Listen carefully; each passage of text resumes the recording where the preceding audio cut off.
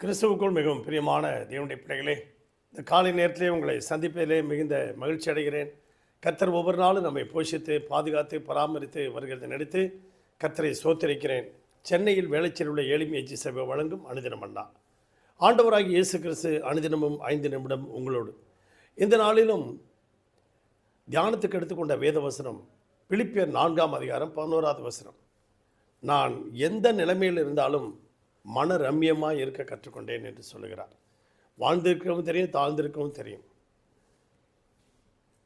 பட்டினியாக இருக்கவும் தெரியும், குறைவுபடவும் தெரியும், நிறைவாக இருக்கவும் தெரியும், நல்லா சாப்பிடவும் தெரியும். ஆனால் எல்லா சூழ்நிலைகளிலும் நான் மன ரம்யமாக இருக்க கற்றுக்கொண்டேன், போதிக்கப்பட்டேன் என்று பவுல் சொல்லுகிறார்.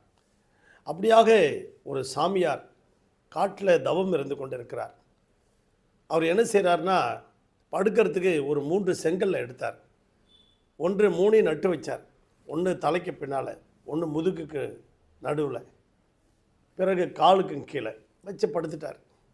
மேலே ஒரு தகரம் வச்சு 4 பக்கமும் ஒரு குச்சி வச்சு ஒரு தகரத்தை வச்சுட்டார். வெயில் மழை அடிக்காமல். இப்படி நான் ஒரு நாள் இப்படி போய்கிட்டு இருக்கும்போது ராஜா காட்டு பக்கம் வலம் வந்தார். அங்கே காட்டு பக்கம் வேட்டையாடுறதுக்காக போயிருந்தார். இந்த சாமியாரை பார்த்தார். ஐயா, என்ன இப்படி இருக்கிறீங்க, வாங்க என்னோட அரண்மனைக்கு அப்படின்னு சொன்னார். சொல்லிவிட்டு அவர் போயிட்டார். போயிட்டு 4 சிப்பாயை அனுப்பி பல்லக்கு அனுப்பி அவரை போய் கூப்பிட்டாங்க. ஐயா, நான் வர முடியாது, நான் இங்கே இருந்துக்கிறேன். இல்லை, ராஜாவுடைய உத்தரவு கண்டிப்பாக வரணும் அப்படின்ட்டாங்க. பல்லக்கில் அழைச்சிட்டு போனாங்க. நல்லா போய் சாப்பிட்டாரு. சாப்பிட்டுட்டு படுக்க வச்சாங்க. அவர் படுக்கைக்கு ஒரு இடமெல்லாம் ஆயத்தப்படுத்துனாங்க. ராஜாலாம் போயிட்டாங்க, சிப்பாய்களும் போயிட்டாங்க. காலையில் ராஜா அந்த சாமியாரை பார்க்குறாரு. அந்த தங்க மெத்தையில் 3 கல்லை நட்டு வச்சு அதில் படுத்துருக்காரு. மேலே தகரத்தை வச்சுட்டு படுத்துக்கிட்டு இருக்காரு. ஐயா, என்ன சாமி, நீங்கள் இப்படி உங்களை நல்ல இந்த தங்க கட்டிலில் படுக்க வைக்கிறதுக்கு தானே உங்களை கொண்டுட்டு வந்தேன். இல்லையா, எனக்கு எங்கே இருந்தாலும் நான் ஒரே நிலைமையில் இருக்கிறதுக்கு எனக்கு மனசு எதிலுமே நான் அதிகமான ஆசை, அதிகமான காரியங்களில் ஈடுபட்டுனா என்னுடைய மனம் திருப்தியாக இருக்காதுங்க ஐயா அப்படின்னாராம்.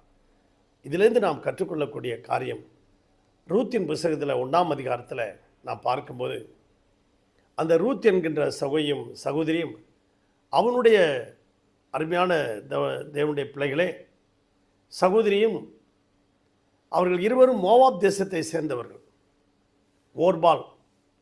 ஓர்பாலும் ரூத்தும் ஒரு மோவாப் தேசத்தை சேர்ந்தவர்கள். மோவாப் தேசத்தில் அவருடைய பிள்ளைகள். அந்த ராஜாவுடைய பிள்ளைகளில் தான் நகோமி போய் 2 மகன்களுக்கும் பெண் எடுத்தாங்க.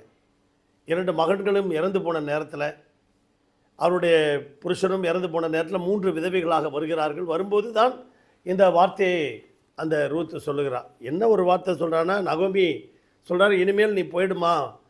ஒருத்தி முத்தமிட்டுட்டு போயிட்டா ஓர்பால். ஒருத்தி ரூத் என்ன செய்கிறா, அவர் சொல்கிறார். என்ன சொல்கிறாருன்னா, மாமி, இதை பற்றி நீங்கள் என்ன பேசாதீங்க. நீர் போகும் இடத்துல நானும் வருவேன். நீர் எங்கும் தங்குகிறீர்களோ அங்கே நான் தங்குவேன். இல்லையா, உம்முடைய ஜனம் என்னுடைய ஜனம், உம்முடைய வீடு என்னுடைய வீடு, உம்முடைய தேவன் என்னுடைய தேவன். அதனால் மரணம் நம்மளை பிரிக்கிற வரைக்கும் இந்த மாதிரி வார்த்தை எதுவும் சொல்லாதீங்க அப்படின்னார்.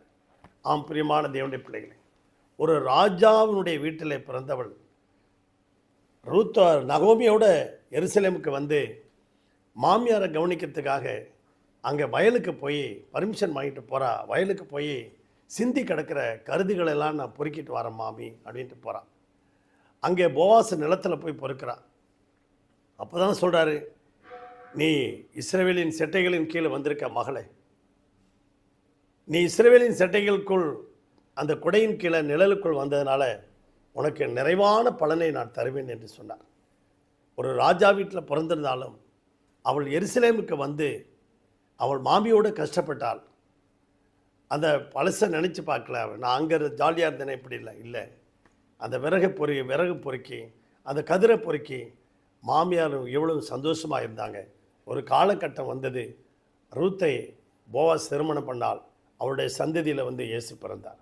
இந்த சத்தியத்தை கேட்டுக்கொண்டிருக்க நீங்களும் நானும் எல்லா சூழ்நிலைகளிலும் மன ரம்மியமாக இருக்க கற்றுக்கொள்வோமா?